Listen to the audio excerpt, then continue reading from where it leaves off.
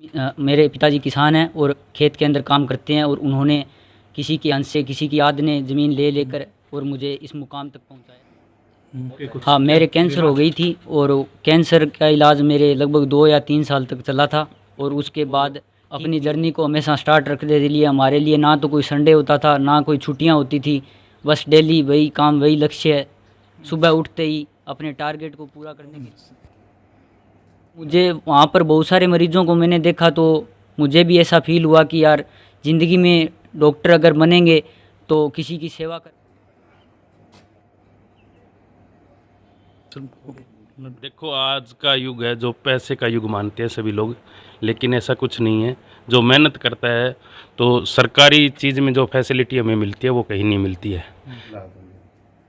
मैं खुश हूँ क्योंकि मेरा गांव भी खुश है और मैं इस डॉक्टरी लाइन में कदम इसलिए रखा है ताकि मैं लोगों की सेवा कर सकूं।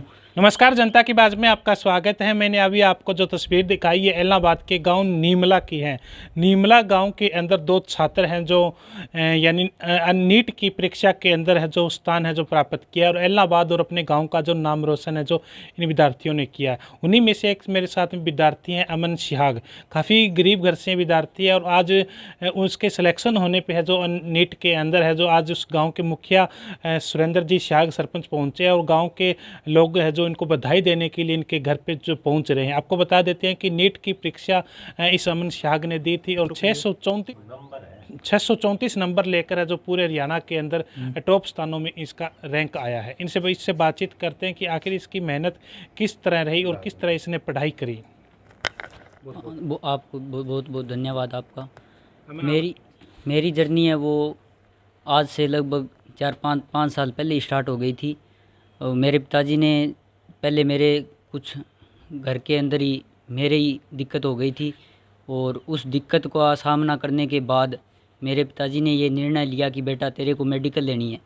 और फिर मेडिकल लेने के बाद कुछ सपना था कि डॉक्टर तो बनना है और इस सपने को पूरा करने के लिए मेरे पिताजी ने दिन रात मेहनत की है। उन्होंने खेत के अंदर ज़मीन मेरे पिताजी किसान हैं और खेत के अंदर काम करते हैं और उन्होंने किसी के अंश से किसी की याद ने ज़मीन ले लेकर और मुझे इस मुकाम तक पहुंचाया है जी। और क्या बीमारी हो गई थी क्या आपके कुछ? हाँ, मेरे कैंसर हो गई थी और कैंसर का इलाज मेरे लगभग 2 या 3 साल तक चला था और उसके बाद ठीक भी हो गई। कैंसर हो गई फिर भी आपने हार नहीं मानी। किसने आपको मोटिवेट किया, किसको श्रेय देना चाहोगे? मेरे मोटिवेशन बस मेरे पिताजी है और मेरे पिताजी के बाद मेरा सारा परिवार है। डाणी और घर ये हमारा परिवार है। इस हमारे परिवार के अंदर सारे सदस्य हैं, मेरे बहन भाई, मेरे अंकल, मेरे आंटी, मेरे माताजी, मेरे पिताजी, सभी का श्रेय है ये। सभी मेरा बहुत साथ देते हैं, हमेशा सपोर्टिव रखते हैं। उन्हीं के कारण मैंने इस नई ज़िंदगी के साथ शुरुआत की है और मेरे पिताजी ने कहा कि तू बस बढ़ता जा, मैं तेरे साथ हूँ। तो इसी तरह से मैं नीट का जो एग्ज़ाम दिया है आपने, काफ़ी लोगों के एग्ज़ाम आए हैं, बच्चे काफ़ी पास भी हुए। आपको कितनी की खुशी हुई है? आपके पास कितने के आज बधाई देने वाले लोग आ रहे हैं? मेरे को बहुत खुशी हो रही है क्योंकि मेरे को खुशी सबसे ज़्यादा इसलिए हो रही है क्योंकि मेरा सारा परिवार खुश है और परिवार खुश है इसलिए मैं खुश हूँ क्योंकि मेरा गांव भी खुश है और मैं इस डॉक्टरी लाइन में कदम इसलिए रखा है ताकि मैं लोगों की सेवा कर सकूं।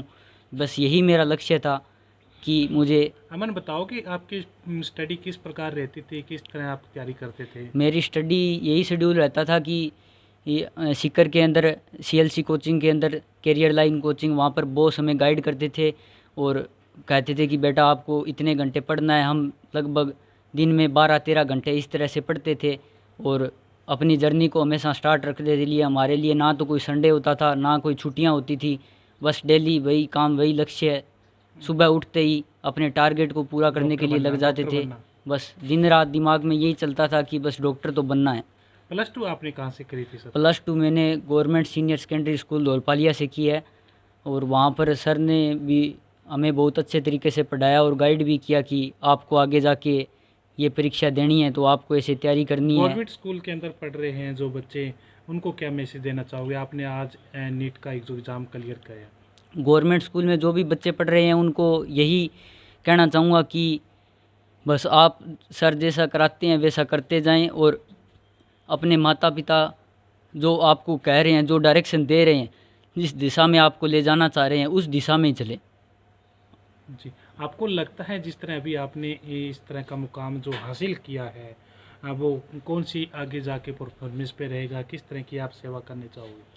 मैं आगे जाके ऑन्कोलॉजिस्ट बनना चाहता हूँ। बाकी मेरे पूरा इतना ज़्यादा तो डिसाइड नहीं किया है, पर मुझे जहाँ तक लगता है मुझे कैंसर विशेषज्ञ बनना है। क्योंकि आपको और कैंसर हो गया था उसके कारण। हाँ, नहीं वो भी नहीं है, मुझे वहाँ पर बहुत सारे मरीजों को मैंने देखा तो मुझे भी ऐसा फील हुआ कि यार ज़िंदगी में डॉक्टर अगर बनेंगे तो किसी की सेवा कर पाएंगे, क्योंकि ये भले का काम है। तो उन मरीजों को देखकर ही मुझे मोटिवेशन मिला कि अगर किसी की एक की भी ज़िंदगी में बचा पाया तो वो मेरे लिए बहुत अच्छा होगा। समर्पण है जी जाता हूँ। सर साहब, क्या कहना चाहोगे बच्चे की उपलब्धि पे? आज आपके गांव के बच्चे ने नीट का एग्ज़ाम क्लियर कर डॉक्टर बनाए। मैं सबसे पहले दीपक जी आपको बधाई देना चाहता हूँ भी। हाँ, आप हमारे घर पहुँचे, और मैं अमन को भी बधाई देना चाहता हूँ कि उसने नीट क्लियर किया है, और हमारे गांव में ये लगभग दूसरा MBBS में सेलेक्ट हुआ है। एक बच्चा और भी इसके साथ हमारे गांव से और हुआ है, तो लगभग MBBS के 3 डॉक्टर होंगे हमारे गांव। और मैं यही बच्चों से अपील करना चाहता हूँ कि वे पढ़ाई में सबसे ज़्यादा ध्यान रखें और नशों से दूर रहें।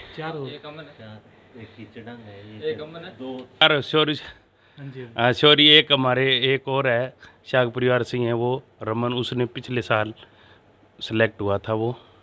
और अब 4 बच्चे हो गए हमारे। गवर्नमेंट स्कूल में पढ़ने वाले बच्चे हैं जो अक्सर अब आगे आ रहे हैं, ये भी गवर्नमेंट स्कूल में पढ़ के हैं जो नीट का एग्ज़ाम क्लियर किया है, इस पे क्या कहना चाहोगे सर? देखो, आज का युग है जो पैसे का युग मानते हैं सभी लोग, लेकिन ऐसा कुछ नहीं है। जो मेहनत करता है, तो सरकारी चीज़ में जो फैसिलिटी हमें मिलती है वो कहीं नहीं मिलती है। ये शीशे वगैरह है, इस चक्काचौंध में दुनिया पड़ी है। सरकारी सिस्टम है वो बहुत बढ़िया है, उसमें थोड़ा बहुत गुंजाइश है सुधार की, वो धीरे धीरे हो रहा है।